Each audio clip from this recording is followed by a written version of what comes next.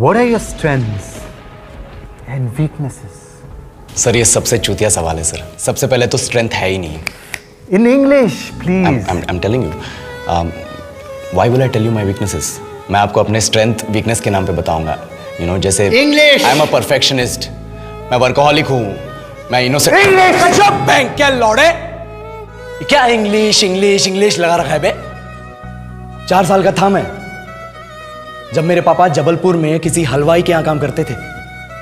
खुद तो कभी स्कूल गए नहीं, इसलिए अपनी गांड घिस घिस के मुझको स्कूल में भर्ती करवाया। अब कहने के लिए तो वो इंग्लिश मीडियम स्कूल था, लेकिन साले हमारे टीचर लोग खुद हिंदी में बात करते थे। हमारे स्कूल के लड़के एक दूसरे से यो व्हाट्स अप डॉग ऐसे बात नहीं करते हैं। क्या भौंक रहा है तेरा लंडा आजकल है? ऐसे गले मिलते हैं।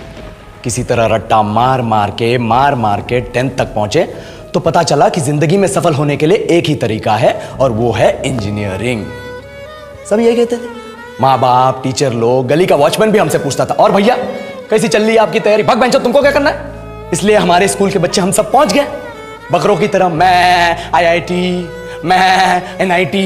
अरे जिस बच्चे ने अपने बाप को जलेबी तलते देखा है वो तो यही सोचेगा ना कि जिंदगी में पैसा ही सब कुछ है।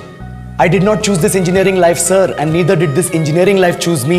It was shoved down my throat by my teachers while my hands were tied to my back by my friends and my parents watched in silence. और इंग्लिश सुनेगा तू मादरचोद तो सुन।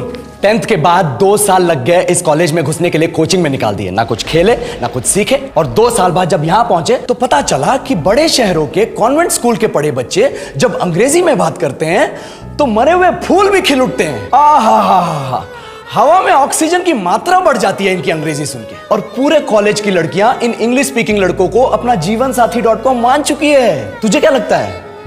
मुझे कभी लगा नहीं कि मैं अपनी अंग्रेजी पे काम करूं, अपनी पर्सनालिटी पे काम करूं। बहुत लगा। ये चूतिया इंडस वैली सिविलाइजेशन का जो एजुकेशन सिस्टम बिठा के रखे हो, जिसमें हर साल में 10 सब्जेक्ट, हर सब्जेक्ट में theory, practical, viva, lab work, external, internal, majors, minors, assignment, project, thesis, गांड मार के रख ली हमारी। महीनों तक नहाना भूल जाते हैं हम लोग और फिर हमारा परसेप्शन बना देते हो कि हम ऐसे ही रहना चाहते हैं। अब इस साल में 1 बार कल्चरल फेस्टिवल आता है, 1 बार। उसके लिए भी प्रोफेसर से भीख मांगनी पड़ती है। अरे बिना इंग्लिश बोले, बिना लड़कियों से बात किए कौन गांडू रहना चाहता है वैसे? पर टाइम कहाँ है कुछ सीखने के लिए? लगे पड़े हैं कोडिंग सीखने, 3 लैंग्वेज सीख रहे हैं अलग अलग इंग्लिश छोड़ के। लेकिन जब प्लेसमेंट्स की बात आई तो सबको एप्टीट्यूड चाहिए, पर्सनैलिटी चाहिए, इंग्लिश स्पीकिंग चाहिए। It is not that we can not speak English, sir. We are just very conscious of our diction and our pronunciation and we are not confident to speak in front of anyone else. If the curriculum was a little bit diverse, if the engineering colleges in our country focused on our all-round development instead of functioning like a goddamn factory that is just mass producing robots by killing their dreams and handing out degrees, I would not be sitting here in this pointless HR interview, the likes of which exist only in our country. ये लो sir, बोल दिया मैंने 4 और line अंग्रेजी में। अब बताइए, क्या मैं आपके मल्टीनेशनल कंपनी के लायक हूं? Do I have the potential to be a slave of your esteemed organisation?